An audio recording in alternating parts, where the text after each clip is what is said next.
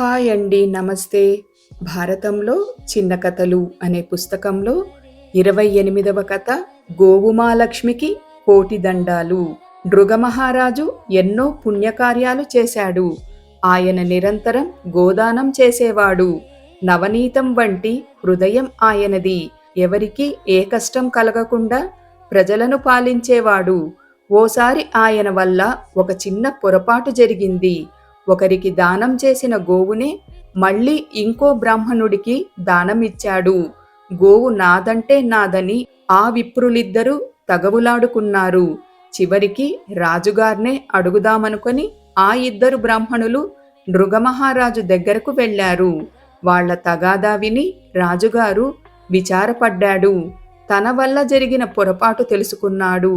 అయ్యా, దీన్ని ముందు మీకిచ్చిన మాట నిజమే.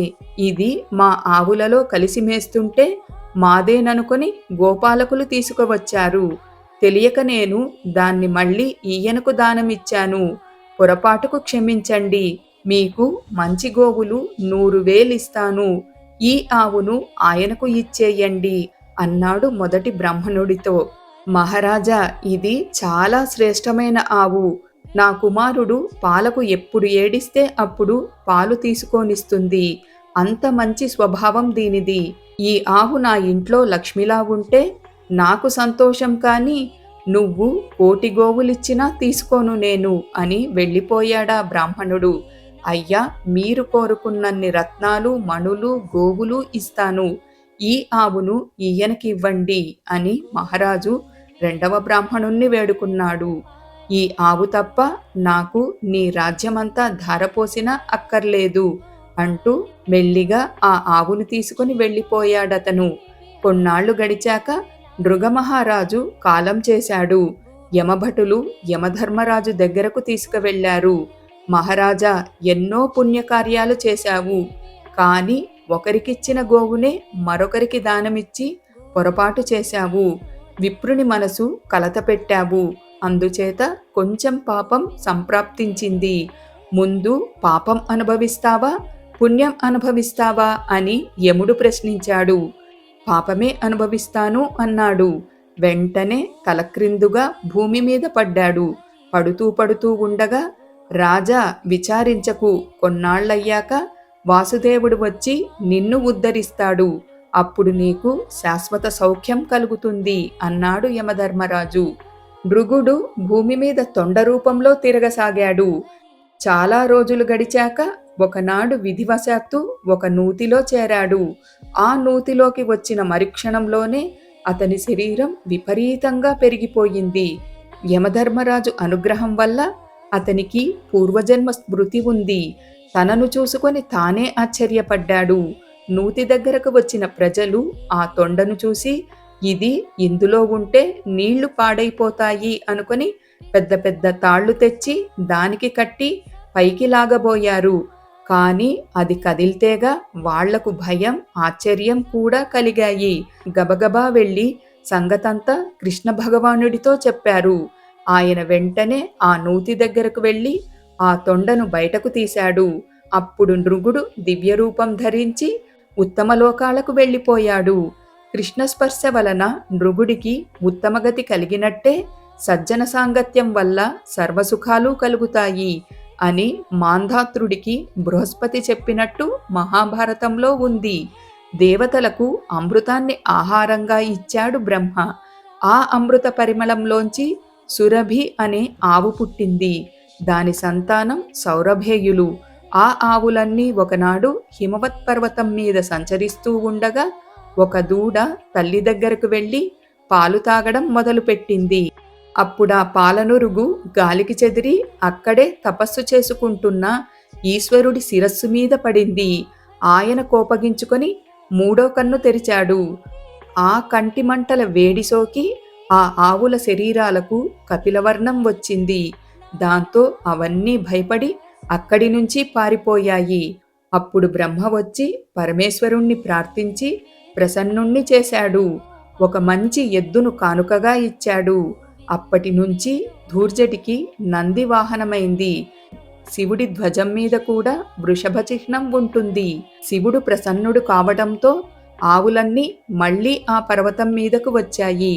వాటిని చూసి అవి సర్వత్రా సంచరించగలవిగాను, మిగిలిన గోవుల కంటే ఆ కపిల గోవులకు ఉత్తమత్వం కలిగేటట్టుగాను వరమిచ్చాడు శివుడు. ఈనాటికి గోవుల్ని లక్ష్మీ స్వరూపాలుగా ఆరాధించటం, గోపంచకాన్ని పవిత్రమైనదిగా భావించడం జరుగుతోంది.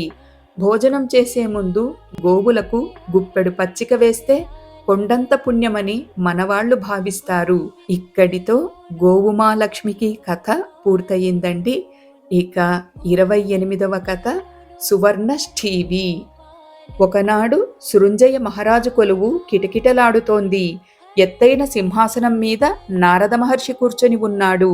మహారాజుతో పాటు రాజపురోహితులందరూ ఆ మహర్షిని భక్తి శ్రద్ధలతో పూజించారు.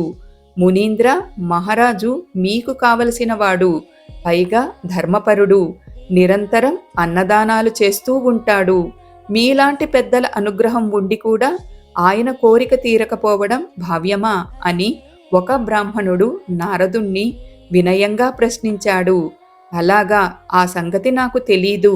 మహారాజా, ఏమిటి మీ దిగులు? ఇన్నాళ్ళు నాకు ఎందుకు చెప్పలేదు అని నారదుడు అడిగాడు. మహర్షి, మరేం లేదు, గుణవంతుడు రూపవంతుడు అయిన కొడుకు కావాలి నాకు అన్నాడు సృంజయ మహారాజు. అంతే కదా? అంతేకాదు స్వామి, వాడి మలమూత్రాలు, చెమట, కన్నీళ్లు, లాలాజలం అంతా బంగారం కావాలి. అలాంటి కొడుకు కావాలి. ఈ వరం నాకు ప్రసాదించండి. నారదుడు అనుగ్రహించాడు. సృంజయ మహారాజు పొంగిపోయాడు. సార్వభౌముడై భూమినంతటినీ ఏలుతున్న సంతానం లేని దిగులు ఇన్నాళ్ళు ఆయనను వేధించింది. ఇప్పుడది లేదు. మహాముని వరం వల్ల ఆ కోరిక కూడా తీరబోతోంది. రాజు పరమానంద భరితుడయ్యాడు. మహర్షి మాట ప్రకారం కొన్నాళ్లకు కొడుకు పుట్టాడు. వాడికి సువర్ణష్ఠీవి అని సృంజయుడు పేరు పెట్టాడు. అతి గారాబంగా వాణ్ణి పెంచుకున్నాడు. వాడి వల్ల లభించే బంగారంతో కోట మొదలు పీట వరకు అన్ని వస్తువులు బంగారుమయం చేసి వైభవంగా ప్రకాశించాడు. అలా కొంతకాలం గడిచింది. ఒకరోజు కొందరు దొంగలు అంతఃపురంలో ప్రవేశించి సువర్ణష్ఠీవిని అపహరించుకుపోయారు. దూరంగా ఒక అడవికి తీసుకెళ్లి అతని కడుపులో బంగారం ఉంటుందనుకుని వాడి పొట్ట చీల్చి చూశారు. మాంసం, ఎముకలు, నెత్తురు తప్పితే ఇంకేం కనిపించలేదు. అందులో బంగారం లేకపోయేసరికి ఆ శవాన్నక్కడే పారేసి వెళ్లారు దొంగలు. తెల్లవారాక సృంజయుడు కొడుకు కోసం అంతఃపురమంతా వెతికించాడు.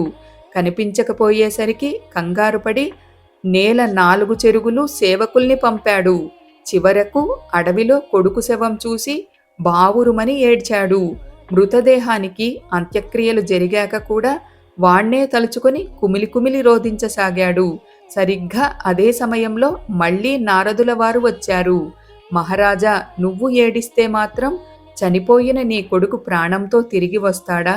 కాలాన్ని తప్పించుకోవాలనుకోవడం అవివేకం. గుణవంతుడు, రూపసి అయిన కొడుకును కోరుకున్నావు, బాగానే ఉంది. అంతటితో ఆగక వాడేది ముట్టుకుంటే అది బంగారపు ముద్ద కావాలంటివి. మనిషికి ఆశ ఉండవచ్చు కానీ పేరాశ ఉండకూడదు.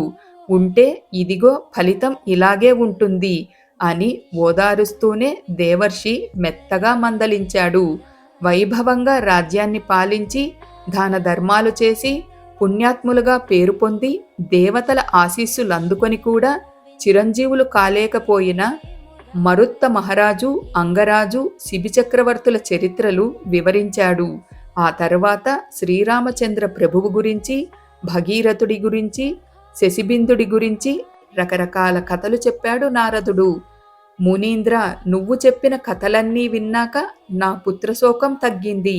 నీ దయ వల్ల నా మనస్సు నిర్మలమయ్యింది అని సృంజయుడు నారదుడికి నమస్కరించాడు. నారదుడు సంతోషించి, నీకేం వరం కావాలో అడుగు, ఇస్తాను అన్నాడు. దేవా, నువ్వు ప్రసన్నుడవయ్యావు. ఇంతకంటే కావలసిందేముంది నాకు అన్నాడు వినయంగా మహారాజు. సృంజయ, దొంగల మూర్ఖత్వానికి బలైపోయిన నీ కొడుకును మళ్ళీ నీకు తెచ్చి ఇస్తాను. శోకం మానెయ్యి అన్నాడు నారదుడు. ఆ దీవెనతో సువర్ణష్ఠీవి సజీవంగా చిరునవ్వు నవ్వుతూ కళ్ళెదుట కనిపించాడు. కొడుకుని చూసి బ్రహ్మానందపడిపోయాడు సృంజయుడు. తర్వాత సువర్ణశ్రీవి వివాహం చేసుకొని సంతానవంతుడై భోగభాగ్యాలు అనుభవిస్తూ, యాగాలు చేస్తూ, దానాలు చేస్తూ చాలా కాలం సుఖంగా ఉన్నాడు. ఇక్కడితో సువర్ణశ్రీవి కథ పూర్తయిందండి. Thank you.